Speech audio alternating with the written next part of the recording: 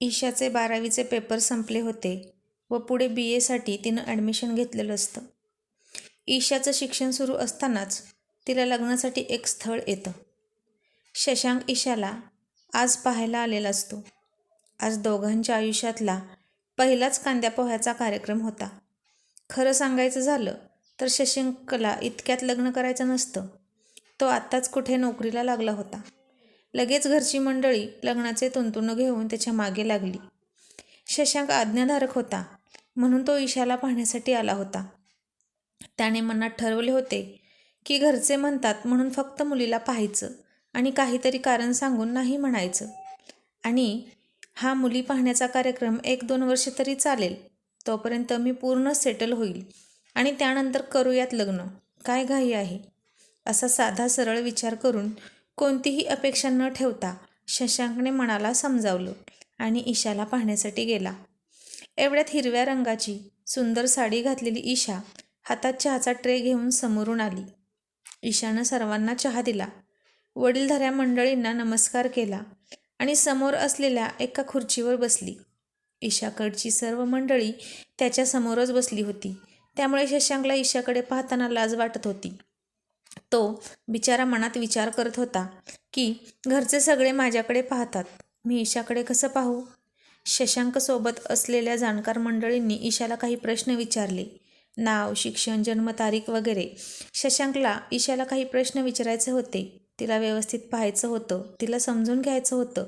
परंतु त्या ठिकाणी जमलेल्या मंडळींनी त्याला काही संधीच दिली नाही आणि बिचारा शशांकही काहीच बोलला नाही. ईशाने पुन्हा एकदा सर्वांना नमस्कार केला आणि ती निघून गेली. आणि तो मनात बोलू लागला, मुलगी पाहण्याच्या कार्यक्रमासाठी आलो होतो पण नेमकं ईशाला पाहायचंच राहून गेलं आणि निघायची सुद्धा वेळ झाली. शशांक आणि त्याची फॅमिली गाडीजवळ अंगणात आली आणि ईशाच्या घरचे त्याच्या घरच्यांशी पाऊस पाण्याच्या गप्पा बोलू लागले. तेव्हा तो विचार करत करत इकडे तिकडे पाहत होता. तेवढ्यात त्याची नजर समोर असलेल्या खिडकीकडे गेली. त्या खिडकीतून त्याला कोणीतरी पाहत होतं हे समजलं आणि त्याने तिकडे पाहताच तिथून पटकन कोणीतरी बाजूला गेलं. शशांक मनात म्हणतो की ही दुसरी तिसरी कोणी नसून ईशाच होती. तो चोर नजरेने पाहताना तिला पकडलं आणि त्यामुळे त्याला त्याच्या मनाशी हसू आलं. तशी ईशा गोड दिसत होती. ती मला चांगली वाटली. शशांकच्याही तशा मुलीकडून काही अपेक्षा नव्हत्या. त्याला नेहमी वाटायचं की मुलगी ग्रॅज्युएट झालेली असावी आणि सुसंस्कृत असावी, बस. सर्व मंडळींनी एकमेकांचा निरोप घेतला. शशांक व त्याचे आई वडील आणि सोबतचे नातेवाईक परतीच्या प्रवासाला निघाले. शशांक ड्रायव्हिंग करत होता. त्याचे आजोबा त्याच्या शेजारी होते. त्याचे आई वडील मागच्या सीटवर. प्रवासाचा अर्धा टप्पा पार केला. गाडीमध्ये आजोबांच्या आणि आईबाबांच्या गप्पा सुरू झाल्या. तो फक्त गप्पा ऐकत होता. त्याच्या मनात खूप सारे प्रश्न निर्माण झाले.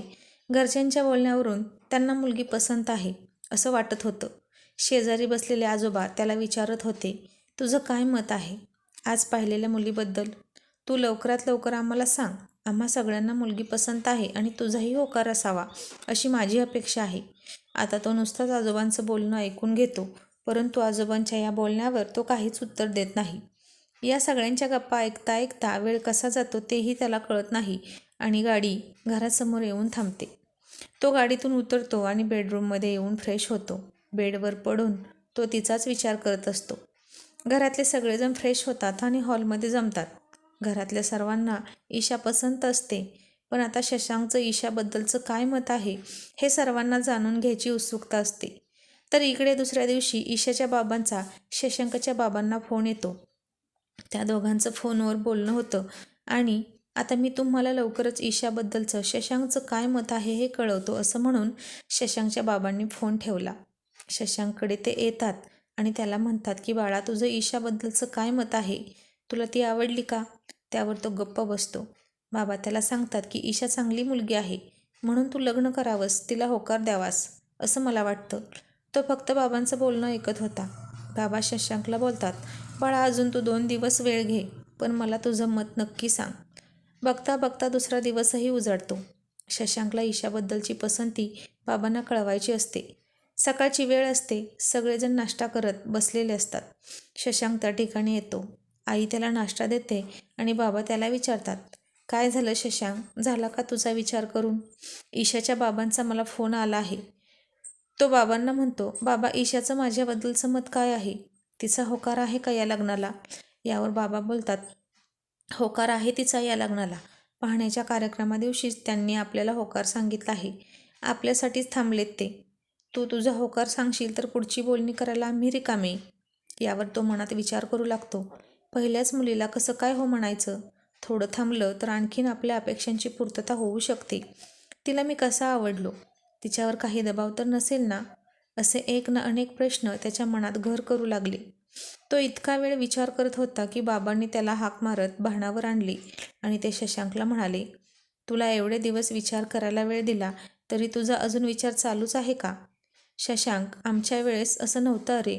आम्हाला तर मुलीचा चेहराही पाहायला मिळत नसायचा. वडीलधारी मंडळी लग्न जमवायचे. आमचा विचारही कोणी घेत नसे.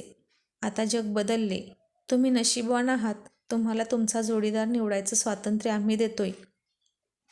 आणि ह्या स्वातंत्र्याचा गैरफायदा घेणार आहेस का तू? बाबांच्या डोळ्यात त्याने लग्नासाठी होकार द्यावा ही भावना स्पष्ट दिसत होती. मग शशांक बाबांना बोलतो, बाबा तुम्हाला जे योग्य वाटते ते तुम्ही करा आणि मुलीच्या वडिलांशी बोला. तुम्ही जो निर्णय घ्याल तो मला मान्य आहे, असं म्हणून तो ऑफिसला निघून गेला.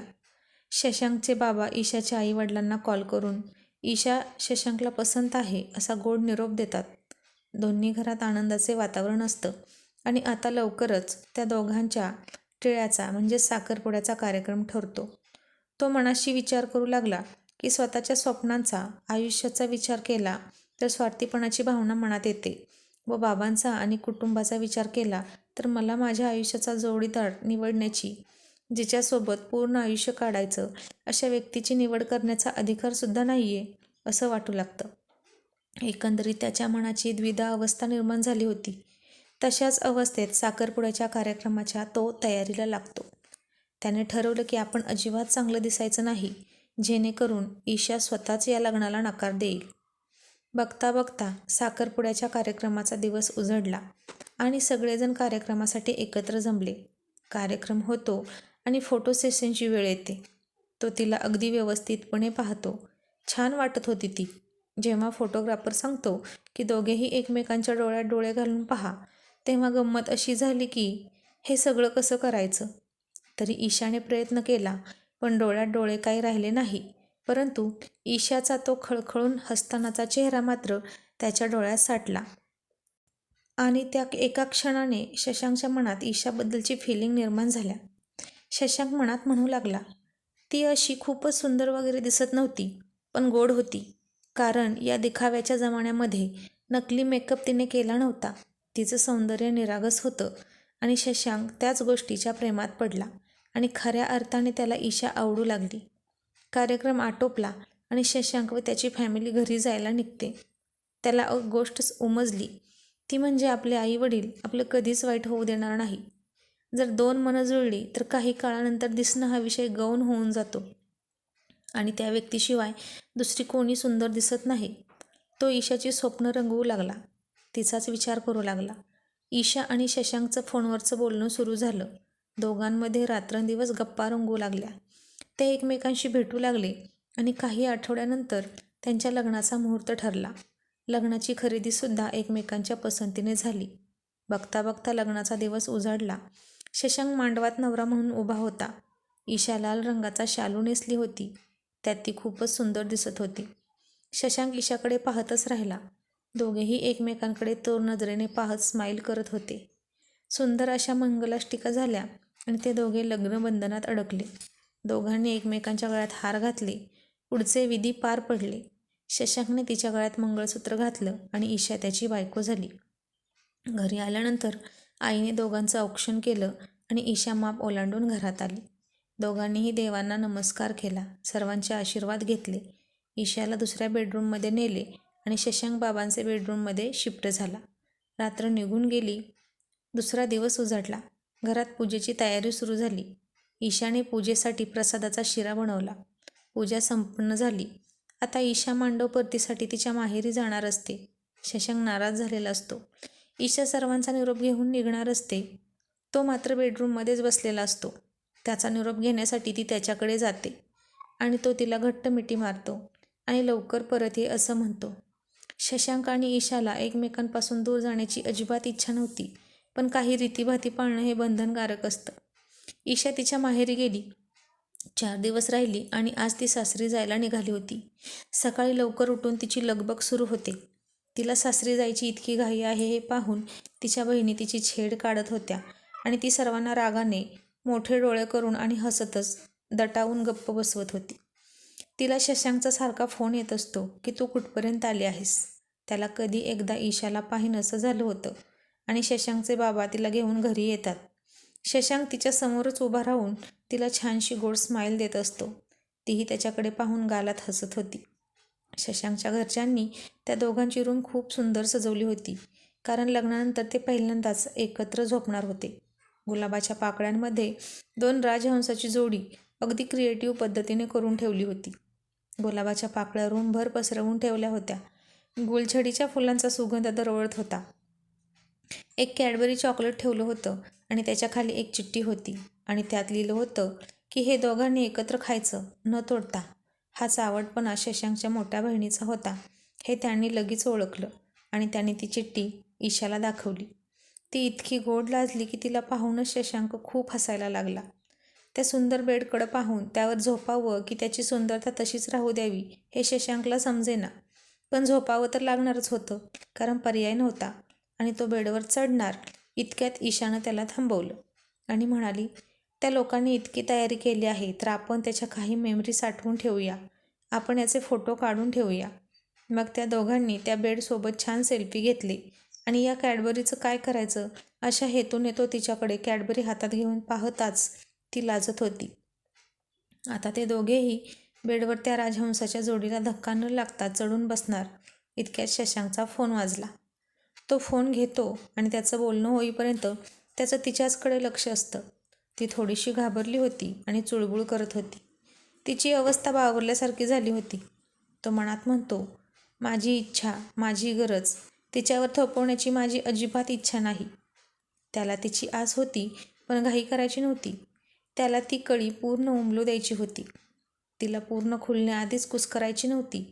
ज्या गोष्टीला स्वर्गसुख म्हणतात ते असंच ओरबाडून घ्यायचं नव्हतं.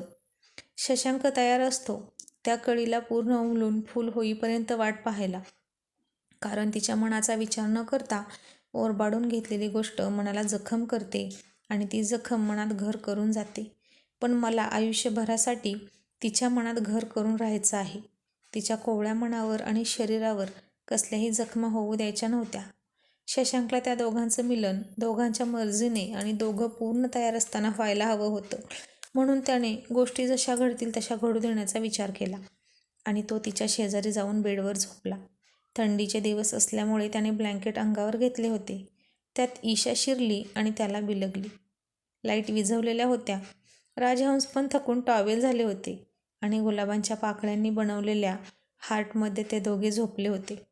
त्या पाकळ्यांचा मंद सुगंध मनाला मोहवत होता. तिचा अचानक झालेला गोड स्पर्श त्याला सुखावत होता. एक वेगळीच अनुभूती त्याला येत होती. ते दोघे काही काळ एकमेकांना बिलगून झोपले होते. दोघे लव्ह बर्ड्स. प्रत्येक लग्न झालेल्या जोडप्याने अनुभवलेली ती पहिल्या स्पर्शाची खुमारी तेही अनुभवत होते, हृदयात साठवून घेत होते. अतिशय भावूक क्षण होता तो त्या दोघांसाठी. प्रत्येक जोडप्याच्या आयुष्यात ही पहिली रात्र येते आणि पहिलीच होऊन राहते. पहिला अनुभव अविस्मरणीय. आणि ईशा तशीच त्याच्या मिठीत झोपी गेली. त्याने तिला कपाळावर किस केले आणि उशी व्यवस्थित करून तिला झोपवले आणि तिच्याकडे पाहत मंद स्मित करत तिचे रूप डोळ्यात साठवत होता आणि तोही झोपी गेला. तर मित्रांनो, कशी वाटली कथा? कथा आवडल्यास लाईक करा, शेअर करा आणि अशाच नवनवीन कथा ऐकण्यासाठी आपल्या चॅनलला आत्ताच सबस्क्राईब करा. धन्यवाद.